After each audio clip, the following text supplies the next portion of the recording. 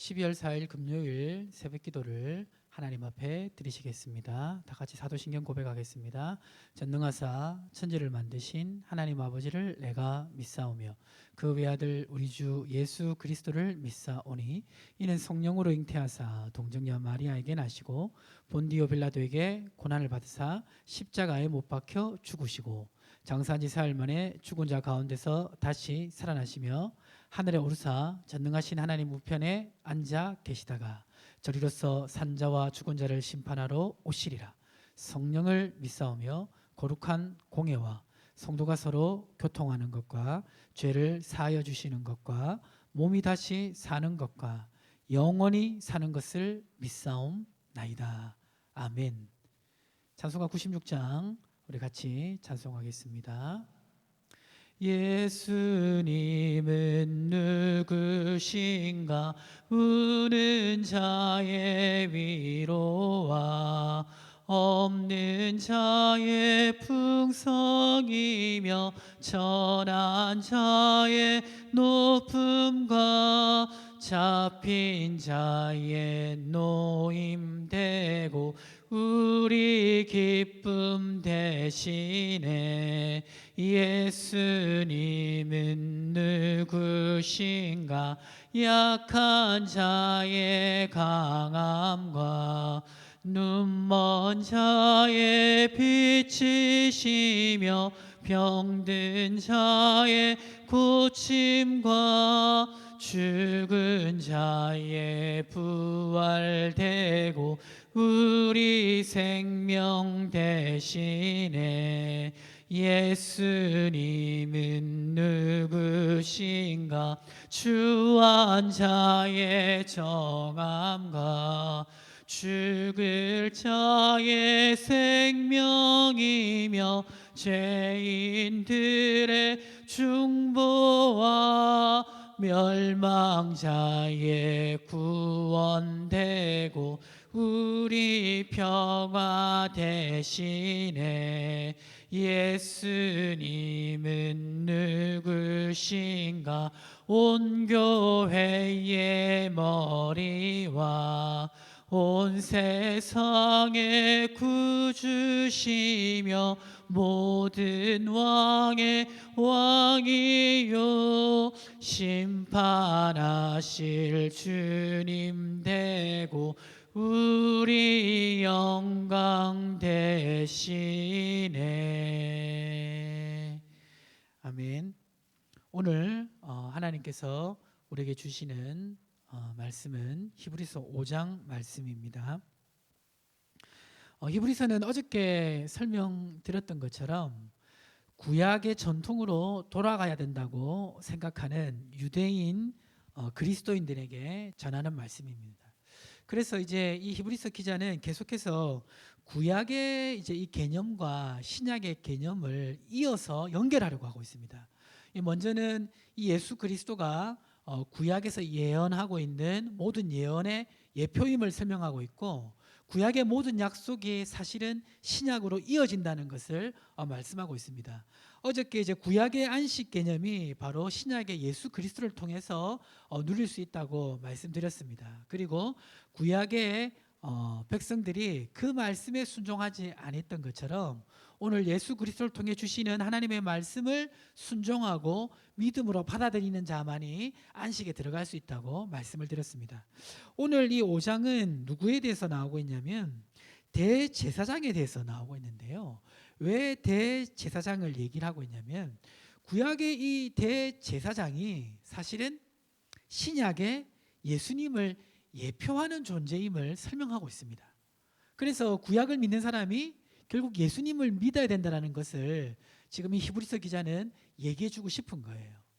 자, 이 대제사장에 대해서 뭐라고 말하고 있냐면 5장 1절에 보니까 대제사장마다 사람 가운데서 택한 자이므로 하나님께 속한 일에 사람을 위하여 예물과 속지 않은 제사를 드리게 하나니 2절에 보니까 그가 무식하고 미혹된 자를 능히 용납할 수 있는 것은 자기도 연약에 휩싸여 있음이라 이렇게 말하고 있습니다.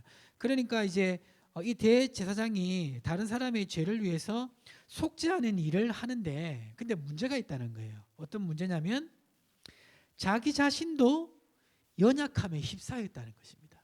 어떤 연약함입니까? 3절에 보니까 그러므로 백성을 위하여 속죄제를 드린 것 같이 또한 자신을 위하여도 드리는 것이 마땅하니라. 그러니까 다른 사람의 죄를 속죄하는 대제사장이 자기도 한계에 이를 수밖에 없는 것은 자신도 죄를 속함받아야 되는 연약한 죄인이라는 거예요. 그러니까 이 얘기를 하는 이유가 뭐냐면 대제사장이 우리와 같은 인간인데 어떤 하나님의 특별한 예표의 목적 없이 대제사장 자체만으로 우리의 죄를 사할 수 있는 자격이 대제사장에게 있냐는 겁니다. 답은 없는 거죠. 왜냐하면 자신의 죄도 속죄를 받아야 되는 사람이 어떻게 다른 사람의 죄를 속할 수 있겠습니까? 그러니까 구약의 대제사장을 세우신 이유는 대제사장이 진짜 다른 사람의 죄를 사할 수 있는 능력의 직분이라기보다는 인간의 죄를 속하기 위해서 영원한 대제사장으로 오시는 하나님의 아들 예수 그리스도를 예표하는 직분이라는 것입니다.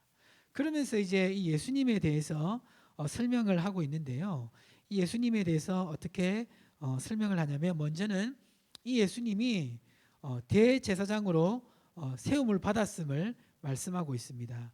여기 5장 5절과 6절에 보면 또한 이와 같이 그리스도께서 대제사장 되심도 스스로 영광을 취하심이 아니요 오직 말씀하신 이가 그에게 이르시되 너는 내 아들이니 내가 오늘 너를 낳았다 하셨고 6절에 또한 이와 같이 다른 데서 말씀하시되 내가 영원히 멜기세덱의 반차를 따르는 제사장이라 하셨으니라고 말씀하신 것을 이제 인용하면서 구약의 말씀이죠. 이 구약의 말씀을 인용하면서 예수님이 영원한 대제사장으로 하나님이 세우셨음을 말씀하고 있는 것입니다. 이 영원한 대제사장이신 이 예수님은 하나님의 아들로서 이 땅에 오셨습니다. 그래서 하나님이 인간이 되신 거죠.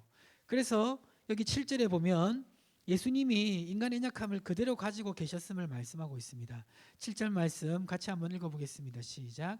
그는 육체에 계실 때에 자기를 죽음에서 능히 구원하실 이에게 심한 통곡과 눈물로 간구의 소원을 올렸고 그의 경건하심으로 말미암아 들으심을 얻었느니라. 이렇게 말하고 있습니다. 그러니까 하나님의 아들이고 영원한 하나님이시며 또 완전한 인간으로 이 땅에 오셨다는 겁니다. 이거를 이제 얘기하시는 이유는 뭐냐면 바로 영원한 대제사장의 자격이 된다는 거예요. 중보자의 사명을 띠고 이 땅에 오셨다는 겁니다. 그러니까 인간 대제사장은 자신도 죄가 있는데 어떻게 다른 사람의 죄를 대신 속해줄 수 있는 그런 자격이 되겠습니까?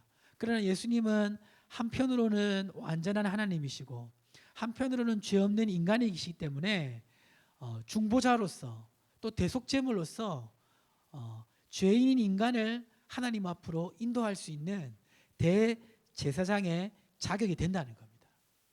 그게 이제 7절까지의 말씀이고요. 그 대제사장이신 예수님께서 자신의 그 중보자의 사명을 완성했다는 것을 8절, 9절, 10절에서 말하고 있습니다. 여기 보니까 그가 아들이면서도 받으신 고난으로 순종함을 배워서 9절 온전하게 되셨은즉 자기에게 순종하는 모든 자에게 영원한 구원의 근원이 되시고 그러니까 완전한 하나님이시고 완전한 인간이신 예수님이 십자가에 달려 죽기까지 순종하심으로 말미암아 인간이 죄 사함 받기 위해 필요한 모든 조건을 완성하셨음을 말씀하고 있는 겁니다. 이제 이게 사실은 우리 성도님들이 잘 아시는 것 같으면서도 자세히 물어보면 잘 모르시는데 완전한 하나님이시고 완전한 인간이신 예수님은 인간의 죄를 사할 수 있는 자격이 되시는 분입니다. 그런데 그 예수님이 십자가에서 죽기까지 순종하심으로 한편으로는 인간의 죄값을 담당하시고 또 한편으로는 인간이 구원받을 모든 율법에 순종하심으로 인간이 구원받을 수 있는 모든 조건을 완성시켰다는 겁니다. 그러니까 참 중보자가 되신다는 거죠. 그거를 지금 이 히브리서 기자는 짧은 말씀을 통해서 증거하고 있습니다. 자, 그러면서 지금 이제 5장 12절, 13절, 14절은 뭐냐면 이거를 완전하게 이해해야 된다는 거예요. 이 구원의 복음을 이해해야 된다는 말씀을 하고 있는 겁니다. 이게 5장 여기 12절에 보니까 때가 오래되었으므로 너희가 마땅히 선생이 되었을 터인데 너희가 다시 하나님의 말씀의 초보에 대하여 누구에게서 가르침을 받아야 할 처지이니 단단한 음식은 못 먹고 젖이나 먹어야 할 자가 되었도다. 13절에 이는 젖을 먹는 자마다 어린아이니 의의 말씀을 경험하지 못한 자요. 14절 단단한 음식은 장성한 자의 것이니 그들은 지각을 사용함으로 연단을 받아 선악을 분별하는 자들이니라 라고 되어 있습니다. 그러니까요, 이제 이게 말씀의 초보가 되고 의의 말씀을 경험하지 못하는 자는 지금 예수님이 대제사장으로 이 땅에 오셔서 인간의 죄값을 완전히 치러 주셔서 영원한 대제사장이 된다는 이 진리를 정확하게 모르는 사람을 얘기하는 거예요. 그러면 우리 성도님들은 이 진리를 정확하게 알고 있습니까? 보면 대충은 다 알아요. 근데 정확하게는 잘 모르세요. 그거를 알 수 있는지 모르는지 물어볼 수 있는 질문이 있는데 딱 나오는 질문이 있습니다. 그게 뭐냐면 바로 구원의 확신을 물어보면 됩니다. 내가 받은 이 구원이 영원히 흔들리지 않고 완전하게 나에게 주어지는 것을 내가 믿느냐? 아니면 내가 신앙생활 좀 하다가 좀 잘못하면 하나님이 나를 버릴 수도 있다라고 생각하느냐? 첫 번째로 답을 못하고 두 번째로 답을 하시는 분은 이 복음을 정확하게 모르는 겁니다. 예수님이 우리의 영원한 대제사장이 된다는 것을 정확하게 모르는 거예요. 그러면 어떻게 해야 됩니까? 하나님의 말씀의 초보를 버리고 말씀을 정확하게 기초부터 다시 배워야 돼요. 이 기초가 안 되면 신앙생활이 잘할 수가 없습니다. 오늘 제가 말씀하신 내용을 듣고 안 하는 구원의 확신을 가지고 이 말씀의 초보를 벗어났지라고 생각하시는 분들은 참 감사하고요. 계속 그렇게 구원의 확신과 기쁨을 가지고 구원의 확신뿐만 아니라 기쁨을 가지고 신앙생활하도록 그렇게 힘쓰시면 됩니다. 그런데 내가 바로 목사님이 말한 그런 사람이지라고 생각되시는 분들은 성경 말씀을 기초부터 다시 배워서 말씀의 초보를 벗어나고 의의 말씀을 경험해야 되는 것입니다. 오늘 이 5장의 말씀 기억하셔서 그렇게 적용하시고 삶 가운데 승리하시기를 주님의 이름으로 축복합니다. 함께 기도하겠습니다. 오늘 주신 말씀과 나온 기도 제목 가지고 우리 같이 주 이름 한번 부르며 기도하겠습니다. 주여 하나님 아버지 감사합니다. 오늘 새벽에 우리의 영원한 대제사장이 되셔서 우리를 구원으로 인도하신 예수님에 대해서 비교를 하는 것을 통하여 알아보았습니다. 구약의 연약한 대제사장이 아니라 영원한 대제사장이 되시는 우리 예수님, 그 예수님이 나를 행하신 것이 정확하게 무엇인지 깨닫고 알고 믿고 믿음으로 살아서 말씀의 초보에서 벗어나고 의의 말씀을 경험하는 사람으로 날마다 살아갈 수 있도록 하나님 역사하시고 함께하시고 축복하여 주옵소서. 구원의 확신과 구원의 기쁨을 가지고 날마다 살아갈 수 있도록 하나님 역사하시고 축복하시고 함께하여 주시옵소서. 은혜 베풀어 주시옵소서.